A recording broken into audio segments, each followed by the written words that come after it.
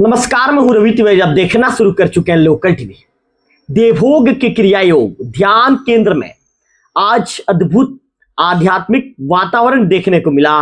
इस विषय में लोकल टीवी के दर्शकों को विस्तार के साथ जानकारी दूंगा। आपको बता दूं कि यहां सैकड़ों दीक्षार्थियों और क्रियावानों की उपस्थिति में वार्षिक उत्सव बड़े भव्य और शांतिपूर्ण ढंग से मनाया गया। गुरुदेव परमहंस आत्मानंद के सानिध्य में आयोजित इस समारोह में ध्यान, योग, अमृतवाणी और गुरु दीक्षा के क्षणों ने पूरे परिसर को अध्यात्म की ऊर्जा से भर दिया। आज देवभोग क्रिया योग ध्यान केंद्र में वार्षिक उत्सव धूमधाम के साथ मनाया गया। कार्यक्रम की शुरुआत गुरुदेव परमहंस आत्मानंद के दिशा निर्देश में गुरु एवं भगवत पूजन के साथ शुरू हुई। पूरे परिसर में आध्यात्मिक शांति, सकारात्मक ऊर्जा और अध्यात्म की महक स्पष्ट दिखाई दे रही थी। इसके बाद दूर दूर से पहुंचे सैकड़ों दीक्षार्थियों ने सामूहिक रूप से क्रिया योग का अभ्यास किया। ध्यान के इस सत्र में सभी साधकों ने गहरी एकाग्रता के साथ क्रिया योग की विधियों का अनुभव किया।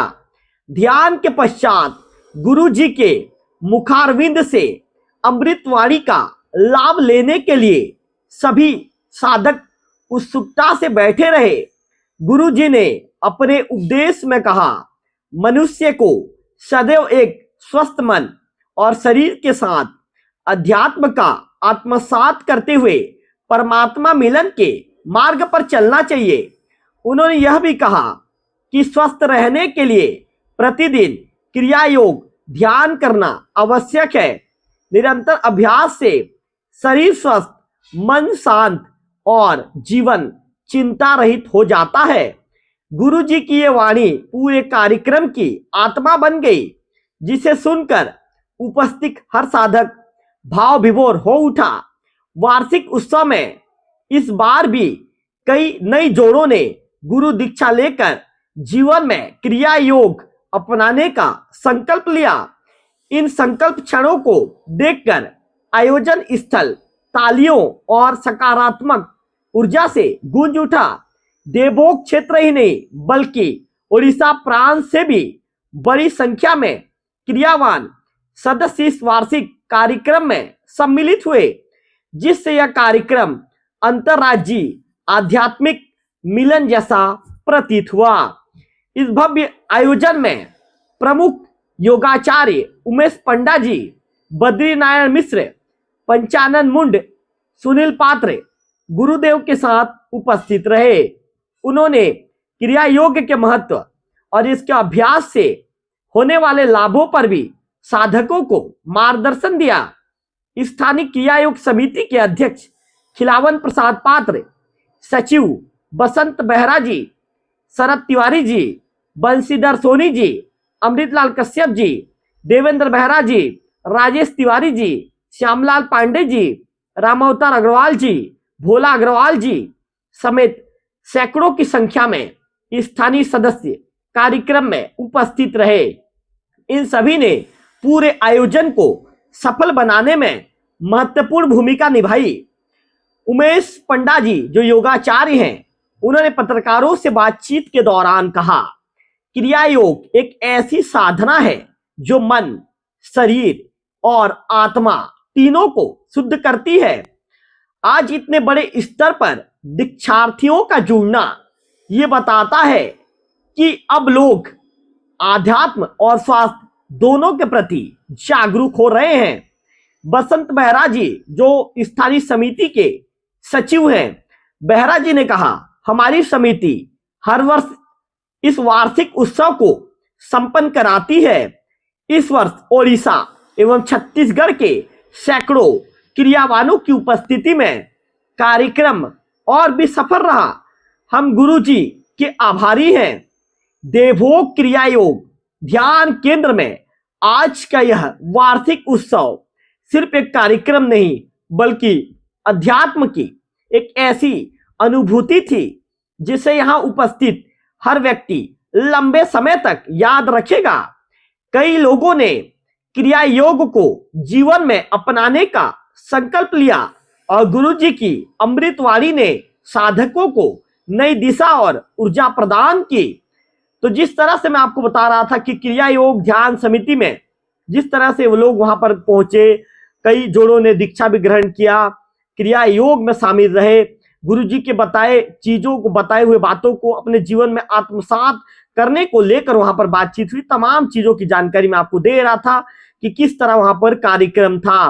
तो निश्चित तौर पर देवभोग में एक शांत वातावरण और इस पवित्र भूमि पर आज आयोजित हुआ क्रिया योग ध्यान केंद्र का भव्य वार्षिक उत्सव, जहां पर सैकड़ों दीक्षार्थी पहुंचे थे और जहां चारों ओर गूंज रही थी अध्यात्म, साधना और आंतरिक ऊर्जा की शांति की ऊर्जा। तो कार्यक्रम आयोजन की शुरुआत जैसे मैंने बताया था कि भगवत पूजा और गुरु पूजन से हुई। गुरुदेव आत्मानंद के सानिध्य में वातावरण इतना पवित्र था कि साधक के मन में श्रद्धा और समर्पण उमड़ उठा। पूजा के बाद देश के जो है जैसे कि छत्तीसगढ़ है, उड़ीसा के राज्य से पहुंचे सैकड़ों दीक्षार्थियों ने ध्यान योग का भी अभ्यास किया। क्रिया योग की हर धरा, हर सांस के साथ मन, शरीर और आत्मा को एक जो नई दिशा दे रही थी। इसके बाद उन्होंने गुरुदेव के मुखारबिंद से अमृतवाणी भी सुनी और गुरुदेव ने सार वर्णन भी बताया। तो हम आपको बता रहे थे कि आप देवभोग में जो कार्यक्रम संपन्न हुआ उस विषय में आपको मैं बता रहा था। अगले वीडियो में फिर होगी आपसे मुलाकात, तब तक बने रहिए लोकल टीवी छत्तीसगढ़ के साथ। गुरुदेव परमहंस आत्मानंद जी का मुख्य उद्देश्य है समाज को सुस्त बनाने के साथ आत्मा का उपलब्धि हो, यही चाहते हैं।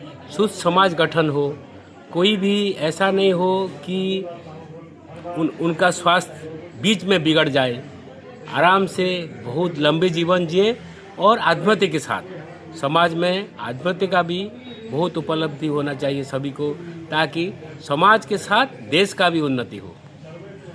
और इसीलिए गुरुदेव परमहंस आत्मानंद ने देश भर विदेश भर बहुत सारे संगठन अपने हाथ में गढ़े हैं। जैसा उड़ीसा में आप नज़दीक आपका भवानीपटना में क्रिया योग केंद्र है, राउरकेला में है, वहीं मोहनगिरी एक जंगली जगह उस पर भी है, विभिन्न सेंटर है। ऐसे ही आपका देवभोग में छत्तीसगढ़ का ये भी बहुत साल से गुरुदेव खुद आ रहे हैं और यहाँ के जो सज्जन हैं सभी को क्रिया की दीक्षा देते हैं और सभी को मंगल चाहते हैं। यही है गुरुदेव का परिकल्पना। इसीलिए गीता ज्ञान भी देते हैं, आध्यात्मिक ज्ञान भी देते हैं और स्वस्थ शरीर कैसे रहे, क्रिया देकर क्रिया कैसे करेंगे, विभिन्न कौशल है, उसी कौशल को कैसे बजाय रखें, यही है बाबा का कामना। आयोजन है और क्या है इसका? ये हमारे जो क्रिया योग ध्यान केंद्र है, इसमें जो हम दीक्षा लिए हैं क्रिया योग की, उसका ये प्रतिवर्ष वार्षिक उत्सव होता है, जिसमें ध्यान होता है, फिर क्रिया योग का अभ्यास होता है। परम पूज्य गुरुदेव श्री परमहंस आत्मानंद जी के सानिध्य में ये कार्यक्रम संपादित होता है प्रतिवर्ष, पूरा बोलना। और इसमें इस वर्ष जो नए सदस्य हैं, 8 सदस्य इसमें क्रिया योग से दीक्षित हुए हैं प्रतिवर्ष के अनुसार। ये जो हमारे जो क्रिया योग का है, इसमें प्रतिदिन अभ्यास करना पड़ता है और ये क्रिया योग का आश्रम जहाँ स्थित है वहाँ प्रति सप्ताह समूह ध्यान होता है। समूह ध्यान के साथ जो और भी तीर्थ जो त्यौहार हैं, जैसे गुरु पूर्णिमा है और जन्माष्टमी है, इत्यादि जितने भी पर्व आते हैं, उस पर्व में भी समूह ध्यान होकर विशेष रूप से पूजा अर्चना होती है और इसमें सभी गुरुवर्गों का ध्यान किया जाता है। सभी समाज का कल्याण के लिए प्रार्थना की जाती है।